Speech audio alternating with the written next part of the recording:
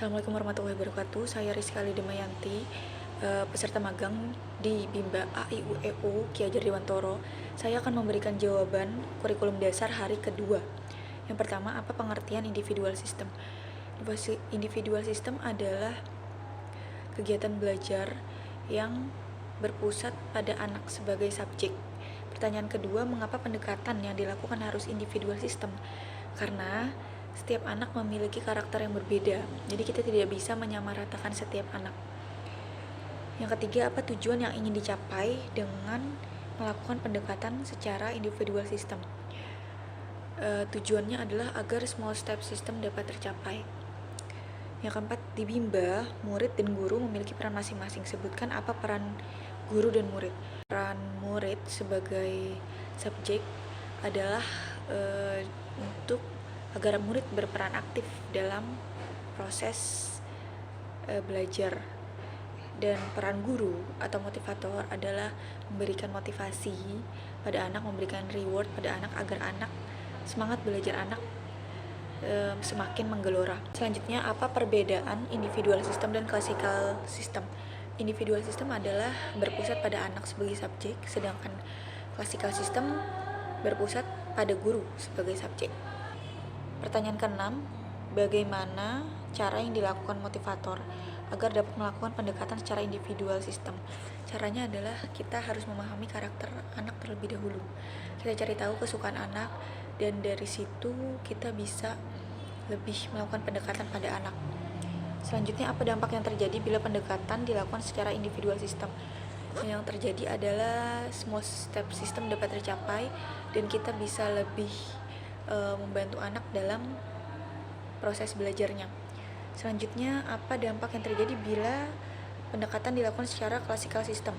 Dampak yang terjadi adalah kita menganggap bahwa semua anak itu sama dan kita akan memberikan materi dan kurikulum yang sama, padahal setiap anak itu tidak sama dan mereka memiliki keunikan dan kesukaannya masing-masing. Selanjutnya, tentang variation skill. Apa pengertian variation skill? Variation skill adalah kemampuan motivator untuk memvariasikan aspek belajar dengan kegiatan belajar. Pertanyaan kedua, mengapa kegiatan harus divariasikan? Karena anak itu memiliki rentang konsentrasi yang rendah, jadi mereka mudah teralihkan dan mereka mudah bosan. Pertanyaan ketiga, apa tujuan yang ingin dicapai dengan memvariasikan kegiatan belajar? Ketika kita melakukan variasi kegiatan belajar, anak jadi tidak bosan, anak tetap semangat dan tetap ceria dan antusias dalam mengikuti kegiatan belajarnya. 4, sebutkan 3 aspek belajar. Aspek belajar itu ada aspek afeksi, aspek psikomotorik, dan aspek motorik. 5, kegiatan apa yang termasuk aspek kognitif? Aspek kognitif itu berhubungan dengan nalar seperti berhitung dan membaca. Kegiatan apa yang termasuk aspek afeksi?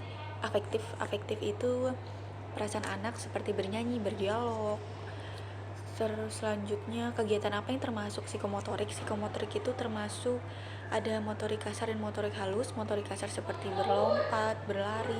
Motorik halusnya seperti menulis, menggambar.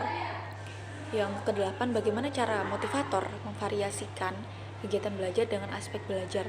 Dengan menggunakan teori bandul. Nah, teori bandul ini adalah, jadi ketika kita karena fokusnya pada kegiatan baca-bacaan, kita lebih banyak memporsikan kegiatan baca-bacaan.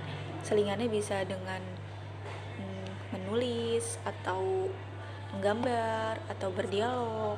Apa yang dimaksud dengan the law of effect? The law of effect itu adalah ketika anak merasakan atau kegiatan yang menyenangkan, maka kegiatan itu akan dilakukan secara berulang.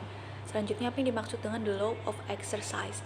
Nah, ketika kegiatan yang berulang ini dilakukan secara terus-menerus akan berdampak mampu. Selanjutnya, apa yang dimaksud dengan the law of readiness?